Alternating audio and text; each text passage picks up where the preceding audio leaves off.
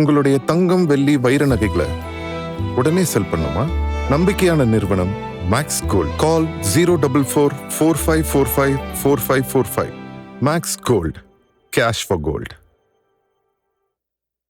4 நாட்கள் விடுமுறைக்கு பிறகு இன்றைக்கி சட்டசபை கூடியது. சட்டசபை கூடியதில் மிக காரசாரமான விவாதங்கள்.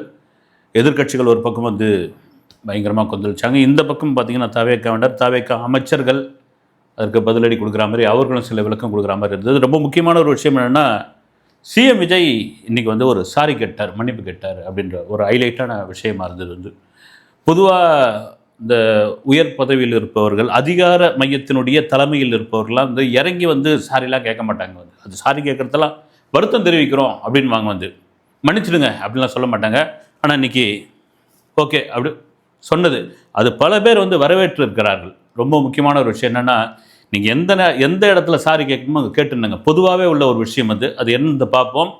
இன்றைக்கி அந்த மானிய கோரிக்கைகளுக்கு முன்னாடி வந்து சிறப்பு கவன ஈர்ப்பு விவாதம் நடந்துவிட்டது. அதில் குறிப்பாக வந்து கர்நாடகா சாம்ராஜ் நகரில் உள்ள 3 தமிழர்களை வனத்துறையினர் சுட்டு கொண்டுள்ளார்கள். அது ஒரு பெரிய இஷ்யூவாக மாறி இருக்குது. காரணம் என்னங்க அப்படின்னு கேட்கும்பொழுது, இல்லைங்க உள்ளே வந்து அவங்க வந்து தடை செய்யப்பட்ட அந்த வனவிலங்குகளை வந்து வேட்டையாடினாங்க, அதனால் நாங்கள் அதுக்காக சுட்டு கொள்வீங்களா அப்படின்ற ஒரு கேள்வி இருக்கும்போது, இதுக்குள்ளே ஏதோ ஒரு விஷயம் இருக்குப்பா அப்படின்னு. பொதுவாகவே எப்போயுமே தமிழர்களுக்கு அங்கே ஒரு பாதுகாப்பின்மை இருக்கிறது அப்படின்ற மாதிரி விவாதம் இருக்குது. சாம்ராஜ் நகர் அப்படின்பொழுது நீங்கள் அந்த ஈரோடு, அந்தியூர், அந்த எல்லைக்கு உட்பட்ட தாளவாடி, இந்த எல்லைக்கு உட்பட்ட பகுதி வந்து நீங்கள் எல்லையை பிரிக்கும் பொழுது, அப்போல்லாம் மாநில வாரியாக எல்லையை பிரிக்கும் போது 60% எந்த மொழி பேசுகிறாங்களோ அவங்க அந்த மாநிலத்துக்குள்ளே போயிடுவாங்க. இங்கே அந்த எல்லைக்கு உட்பட்ட பகுதியில் கர்நாடகாரங்க எவ்வளோ பேர் இருக்காங்க, அதே போல் அங்கே தமிழர்கள் காலகாலமாக இருக்கிறாங்க. அதுவும் அவங்களுடைய பூமி தான். அவங்க தமிழும் பேசுவாங்க, கன்னடமும் பேசுவாங்க. பொதுவாகவே வந்து வனவிலங்கு சட்டப்படி பார்த்தீங்கன்னா, காலகாலமாக ஒரு வனவிலங்கு பகுதிக்குள்ளே நீங்கள் இருந்தீங்கன்னா உங்களுடைய மேய்ச்சல் விலங்குகளை அங்கே எந்தவித அனுமதியும் இல்லாமல் நீங்கள் போய் மேய்ச்சல் கொண்டு போகலாம். அதுக்கு நீங்கள் கேட்கணுன்ற அவசியமே கிடையாது. அப்போ என்ன காரணத்துக்காக நீங்கள் சுட்டு கொண்டீங்க, இதை வந்து தமிழக அரசு கவனத்தில் எடுத்துக்கணும். குறிப்பாக கர்நாடக அரசுக்கு ஒரு கடும் கண்டனத்தை தெரிவிக்கணும். சிஎம் விஜய் மௌனமாகவே இருக்கக்கூடாது. அந்த உயிரிழந்த அந்த தமிழர்களுக்கு உரிய தொகையை நீங்கள் வாங்கி கொடுக்கணும். அவர்களுக்கு அரசு வேலையை, கர்நாடக அரசு வேலையை அவங்க குடும்பத்தை சேர்ந்தவர்களுக்கு கொடுக்கணும். பெரிய அழுத்தம் கொடுக்கணும். மேகதாது அணைக்கு நீ அங்கே போய் சிஎம்ஐ பார்ப்பேன், கன்னட சிஎம்ஐ பார்ப்பா அப்படின்னு சொல்கிறீங்க. நீங்கள் இந்த விவகாரத்துக்குள்ளே சிஎம் விஜய் ஒரு அழுத்தமான ஒரு விஷயத்தை பதிவு செய்யணும் போது இன்றைக்கி சட்டசபையில் அதை பேசியிருந்தார். இன்னொன்று, இந்த கவன ஈர்ப்பு தீர்மானத்தில் சமீபத்தில் நடந்த கோவை சேர்ந்த இளைஞர் அமுதன் அடித்து கொல்லப்பட்ட அந்த சம்பவம் வந்து பெரிய விவாதமாக மாறிச்சு. அந்த போதை இல்லாதது, போதை இன்னும் தலைவரிச்சு அடுதுபா அப்படின்ற ஒரு விஷயம் போயிட்டே இருக்குது. தேவையாக ஆட்சி அமைத்து 100 நாள் ஆகுது. 100 நாளுக்குள்ளே இத்தனை விதமான சம்பவங்கள் நடந்திருக்குன்னு எதிர்கட்சிக்காரர்கள் ஒரு பக்கம் சொல்லும் பொழுது, இல்லைங்க 2021 26 வரைக்கும் நீங்கள் ஆண்டிங்கல்ல, அப்போ ஒவ்வொரு வருஷமாக போதை எந்த அளவுக்கு இன்க்ரீஸ் ஆகிட்டே இருந்தது. ஒரு பாலியல் குற்றம் நடக்கிறது அப்படின்னா அதற்கு மிக முக்கிய காரணமாக இருக்கிறது போதை தான் அப்படின்னு ஆதவர்ஜனா ஒரு புள்ளி விவரத்தை சொன்னார். நான் சொல்லிங்க இந்த புள்ளி விவரத்தை, காவல்துறையிடமிருந்து வாங்கப்பட்ட புள்ளி விவரம் 2021 எவ்வளோ, 22 எவ்வளோ, 23 எவ்வளோ, 24 அதிகப்படியான போதை நடமாட்டம் தமிழ்நாட்டிற்குள் இருந்தது அப்படின் பொழுது எதிர்கட்சிகள் பயங்கரமாக கொந்தளிச்சு இதெல்லாம் மாட்டாங்க. இப்போ நீங்கள் அப்படியே முற்றிலும் ஒழிச்சிட்டிங்களா அப்படின் பொழுது நிச்சயமாக ஒழிக்கவும் முடியாது. 100 நாளுக்குள்ளே என்ன சட்டத்திட்டத்தை கொண்டு வந்து கட்டுப்படுத்தி இருக்கிறார்கள், இன்னும் கட்டுப்படுத்தணும். மிக முக்கியமான விஷயம், நீங்கள் 100 நாள் சாதனையை தாண்டி 100 நாளுக்குள்ளே இவங்க எந்தவித கான்ட்ரவர்சியும் இல்லாமல் இந்த ஆட்சியை கொண்டு போய் இருக்கிறார்கள் என்பது தான் மிக முக்கியமான ஒரு விஷயம். இதுதான் இப்போ ஆதவர்ஜனா அதை படிக்க எதிர்கட்சியில் பெரிய அமளி துமளிலாம் நடந்தது. வந்து அதை தாண்டி மிக முக்கியமான ஒரு விஷயம், இன்றைக்கி அந்த கவன ஈர்ப்பு விவாதத்தை பேசிகிட்டு இருக்கும்பொழுது வனத்துறை அமைச்சர் ரஞ்சித்குமார் அவர் இடையில் குறுக்கம் மறுக்கம் பேசிக்கிட்டே இருந்தார். வந்து சபாநாயகர் அவரை கண்ட்ரோல் பண்ணிக்கிட்டே இருந்தார். உட்காருங்கன்னு. உண்மையிலே சபாநாயகரை நான் மிகப்பெரிய அளவில் பாராட்டுறேன். வந்து ஏன்னா சபாநாயகர் ஒரு தலைபட்சமாக தான் நடந்துப்பார் அப்படின்ற ஒரு விஷயம் காலகாலமாக இருந்துக்கிட்டே இருக்குது. நான் அப்படியேப்பட்டவன் கிடையாதுங்க.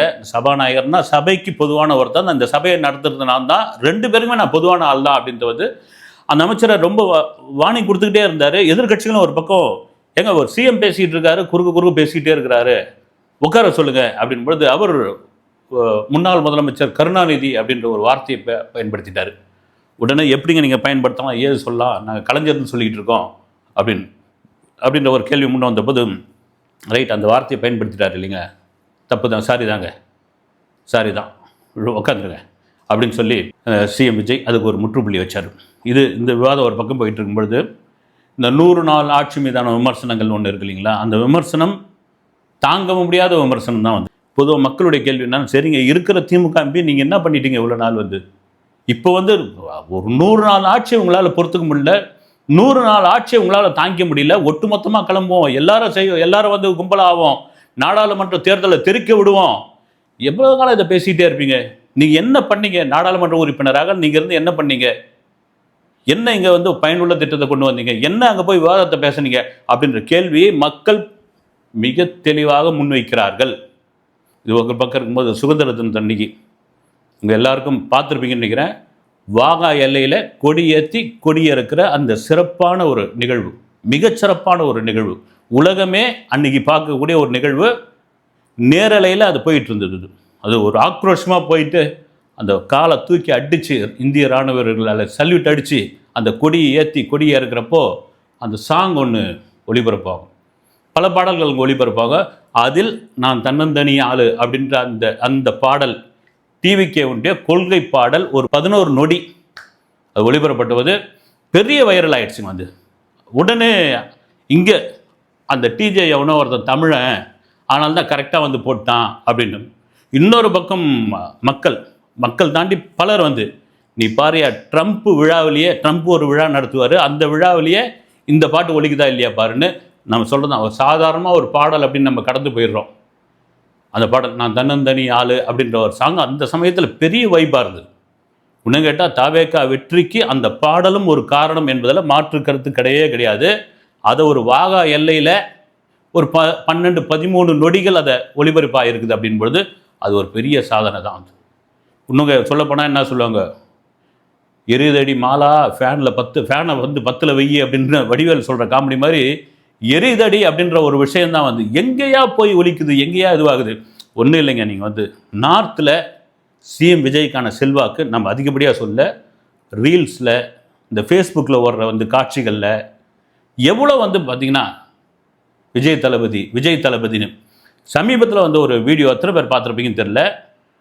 ஒரு நபர், பீகாரை சேர்ந்த ஒரு நபர் வந்து ஒரு தேசிய கொடியோடு முன்னாடி இந்த சாமான் செட்டெல்லாம் கட்டிக்கிட்டு இந்தியாவில் உள்ள சிவாலயங்களை தரிசிக்கிறதுக்காக அவர் வந்து ஒவ்வொரு ஸ்டேட்டாக போய்கிட்டே வீடியோ போட்டுக்கிட்டே இருந்தவொடனே தமிழ்நாட்டில் எந்த ஊரில் தெரியல, அந்த வீடியோ கண்டிப்பாக போலீஸ் வந்து பிடிச்சிருப்பாங்கன்னு நினைக்கிறேன். வந்து தமிழ்நாட்டில் ஒரு ஊரில் நின்றுறாரு, 2 குடிகாரங்க மடக்கின்னு பையா 500 பையா, அந்த பையான்னு ஒரு வார்த்தை மட்டும் தெரியுது.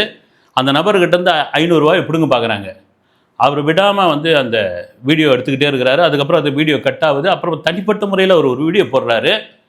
இது மாதிரி நான் தமிழ்நாட்டுக்குள்ளே வந்து ஹிந்தி நமக்கு முழுசாக தெரியாது, அது பார்க்கும்போது தெரியுது. கீழே வந்து அந்த கமெண்ட்ஸில் டிரான்ஸ்லேஷன் பண்ணி பார்க்கும்போது தெரியுது நான் வந்து வந்திருக்கிறேன், நான் தமிழ்நாட்டு எல்லைக்குள்ளே வந்த பிறகு இப்படி 2 பேர் என்னை வந்து சரக்கு அடிக்கிறவங்க என்னை மடக்கினாங்க, 500 ரூபா கொடுங்கன்னு வரிசையாக கீழே இந்த நார்த் இந்தியன்ஸ் முழுக்க என்னென்னா விஜய் தளபதி கிட்ட நீங்கள் முறையிடுங்க, அவருடைய சிஎம்முடைய அந்த ஐடியை வந்து டேக் பண்ணி அனுப்புகிறாங்க. வந்து நீங்கள் விஜய் தளபதி இருக்கும்போது ஒன்றும் கவலை கிடையாது, அவர்கிட்ட கம்ப்ளைண்ட் பண்ணுங்கள். அவங்களே சொல்கிறாங்க, இது என்னன்னு பாருங்கள், விஜய் தளபதி பீகார்லேருந்து ஒரு சகோதரர் உங்கள் மாநிலத்தை நம்பி வந்திருக்காரு, நீங்கள் ஆக்ஷன் எடுங்க.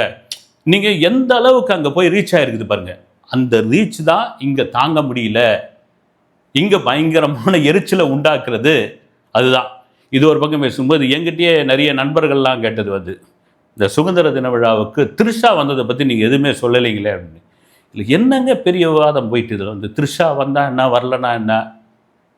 அங்கே சுதந்திர தின விழாவுக்கு அழைக்கப்பட்ட அழைப்பாளர்களில் த்ரிஷாவும் ஒருத்தர் வந்து, நீங்கள் த்ரிஷா மேலும் மேலும் இந்த விவகாரத்தை நீங்கள் பெரிய விஷயமாக, நீங்கன்னா யார், எதிர்கட்சிகள் தான் இது ஆக்குறீங்க, மக்கள் மத்தியில் ஒன்றுமே கிடையாது வந்து.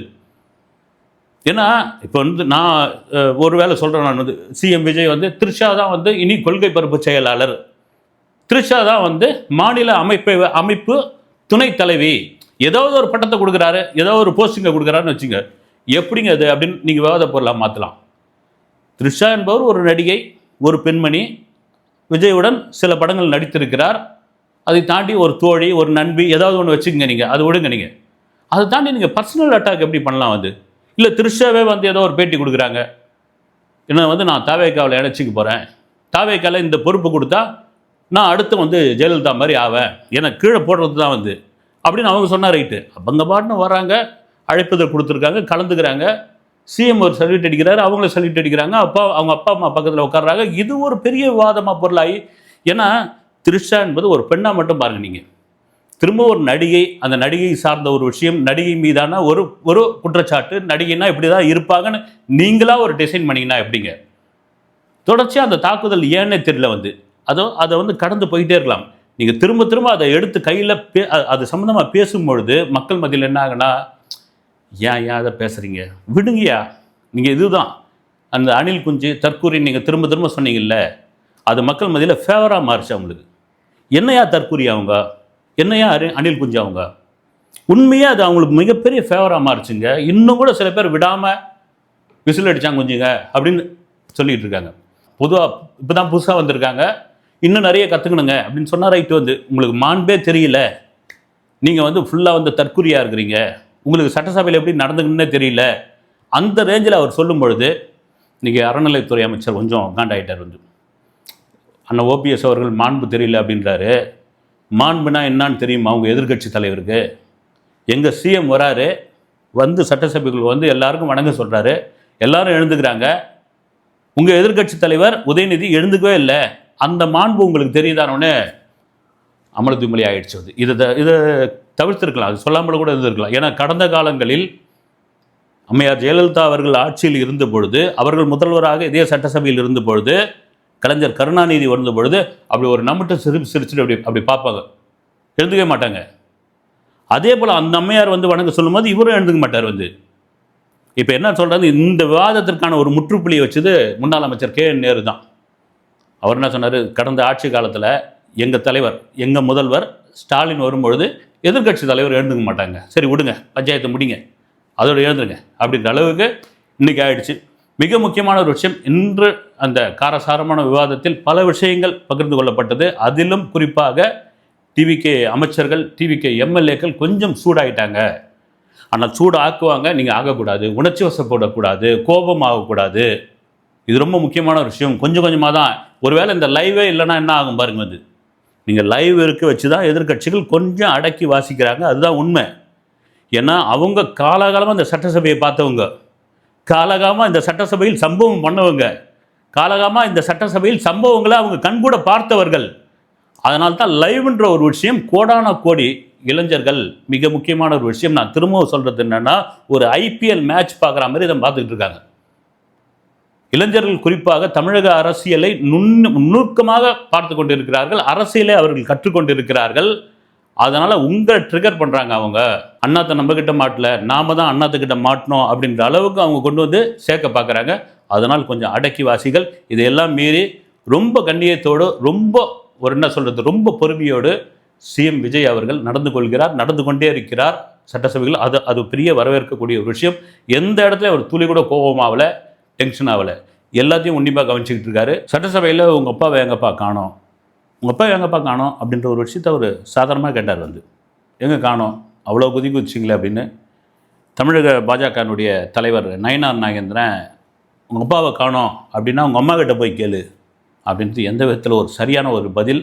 ஒரு தேசிய கட்சியினுடைய தமிழகத்தினுடைய தலைவராக இருக்கிறார், இந்த மாதிரியான வார்த்தைகளை, இந்த மாதிரியான சொற்றொடர்களை அவர்கள் பயன்படுத்தலாமா அப்படின்ற ஒரு கேள்வி இருக்கும் பொழுது அவர் வந்து இதில் என்னங்க இருக்குது, வந்து அம்மா கிட்ட கேளுன்னு தானே நான் கேட்டேன் நான் அப்படின்னு ஒரு விஷயம் சொல்கிறார். நீங்கள் எப்படி வேணாலும் அதை அர்த்தப்படுத்திக்கலாம். வந்து எங்கள் குளத்தூரில் அவர் தோத்துட்டார், குளத்தூரில் நாங்கள் வின் பண்ணியே தீருவோம், குளத்தூரை நாங்கள் சிங்கப்பூர் மாதிரி வச்சுக்கிட்டு இருந்தோம், குளத்தூர் மக்கள் ஓட்டு போடாத மக்கள்லாம் வந்து நாஸ்தியாக போனோம் அப்படின்ற மாதிரியான வார்த்தைகள்லாம் பயன்படுத்தியதாக தகவல்லாம் வந்தது. வந்து மேடையில் பயன்படுத்தினாங்க. அப்போ எங்கேப்பா காணோம், கொத்து பரோட்டா போட்டோமே அப்படின்னு சொன்னப்போ, உங்கள் அப்பா எங்கன்னு வந்து உங்கள் அம்மா கிட்ட கேளு. அதுக்கு ஒரு பாடலே இருக்குது, ரஜினியோடைய புகழ்பெற்ற பாடல், அம்மா வந்து சொன்னாதான் அப்பாவின் பேர் தெரியுமடா, அவளும் சொல்லவில்லை என்றால் தப்பாகத்தான் போகுமடா அப்படின்னு. ஆனால் இதை ஏன் வந்து நயினார் நாகேந்திரன் பயன்படுத்தணும், அவருக்கு என்ன அப்படியாப்பட்ட கோபம்? திரும்ப சொல்கிறது, எப்பவுமே வந்து பிஜேபியும் திமுகவும் எதிர்முதிரமாக தானே இருப்பாங்க. திமுகவினுடைய தேர்தல் பிரச்சாரமே என்னவா இருந்தது, நீங்கள் எங்களை ஜெயிக்க வைக்கலன்னா பாஜக உள்ளே வந்துடும், நீங்கள் எங்களை ஜெயிக்க வைக்கலாம் பாஜக உள்ளே வந்துடும், இதுதானே சொல்லிட்டு இருந்தீங்க. இப்போ பார்த்தீங்கன்னா செந்தில் பாலாஜி பாஜகவில் சேர போகிறாரு, சேர்ந்துட்டார் மாதிரியான தகவல்லாம் வருது வந்து. இன்னொரு பக்கம் அவர் முன்னாள் அமைச்சர் சேகர் பாபு சைலண்ட் மோடில் இருக்கார் வந்து, அவரும் பிஜேபிக்குள்ளே போகிறார்ப்பா அப்படின்ற மாதிரி ஒரு தகவல்லாம் இருக்குது. இப்படி இருக்கும்பொழுது நயனா நாகேந்திரன் அவர்கள் இந்த வார்த்தையை தவிர்த்திருக்கலாம். அப்புறமா தவேகாவில் உள்ள அமைச்சர்களை வந்து பேர் சொன்னால் யாருக்குமே தெரியல, பட்ட பேர் சொன்னால் தான் தெரியுது. லாட்ரி வித்த அமைச்சர், அப்புறம் வந்து என்னது இது கள்ள டிக்கெட் வித்த அமைச்சர், அப்புறம் கிரிக்கெட் கிரவுண்டில் இருந்த அமைச்சர், இப்படிலாம் பட்ட பேர் வச்சா தான் தெரியுது, முழுசாக யாருக்கும் பேர் சொன்னால் தெரியல. உண்மை தான் வந்து. நீங்கள் தவேகா உள்ள அமைச்சர்களாகட்டும் எம்எல்ஏக்களாகட்டும் அந்த தொகுதியில் உள்ள தமிழக மக்களுக்கு உண்மையாக பேர் தெரியாதுங்க, நான் ஒத்துக்கிறேங்க. அவங்களுக்கு தெரிஞ்ச ஒரே பேர் வந்து ஜோசப் விஜய். அந்த ஒரே முகத்திற்காக தான் இத்தனை பேர் அவங்க ஜெயிக்க வச்சுருக்காங்க. அந்த ஒரே முகத்திற்காக தான் 1,72,00,000 பேர் வாக்களித்துள்ளார்கள். நீங்கள் என்ன தான் சொன்னாலும் சரி, எல்லாத்தையும் உன்னிப்பாக கவனிச்சிக்கிட்டு இருக்காரு. கண்டிப்பாக அரெஸ்ட் பண்ண வந்தப்போ என்னை வந்து அரெஸ்ட் பண்ணாங்க. சென்னையிலேருந்து தஞ்சாவூர் வரைக்கும் பிக்னிக் மாதிரி என்னை கூட்டு போனாங்க. வேறு ஒன்றும் அவங்களாம் பெரிய சாதனை பண்ணல அப்படின்னு. அதில் ஒரு முக்கியமான ஒரு விஷயம்னா, போலீஸ் வரும்பொழுது அரெஸ்ட் பண்ண வரும்பொழுது நான் பேப்பர் படிச்சுக்கிட்டு இருந்தேன் அப்படின்ற ஒரு விஷயத்தை அவர் முன்வைக்கிறார். காரணம் என்னென்னா, முன்னாள் அமைச்சர் மா சுப்பிரமணியம் அவர்கள் அந்த சமயத்தில் அவர் வந்து கழிவறைக்குள்ளே இருந்தாருங்க, அவரை போய் தொந்தரவு பண்ணி உடனே வாங்கன்றாங்க அப்படின்னு அது ஒரு பெரிய ட்ரிகர் ஆச்சு வந்து. அதுக்கு ஒரு முற்றுப்புள்ளி வைக்கிற மாதிரி இப்போ எதுக்கு தேவையில்லாத அது மறந்து போயிட்டாங்க, நான் பேப்பர் படிச்சுக்கிட்டு இருந்தேன் அப்படின்றார் வந்து. நாளை சட்டசபையில் என்ன நடக்கப் போகிறது என்பதை பொறுத்திருந்து பார்ப்போம். அடுத்த வீடியோவில் சந்திக்கிறேன். நன்றி.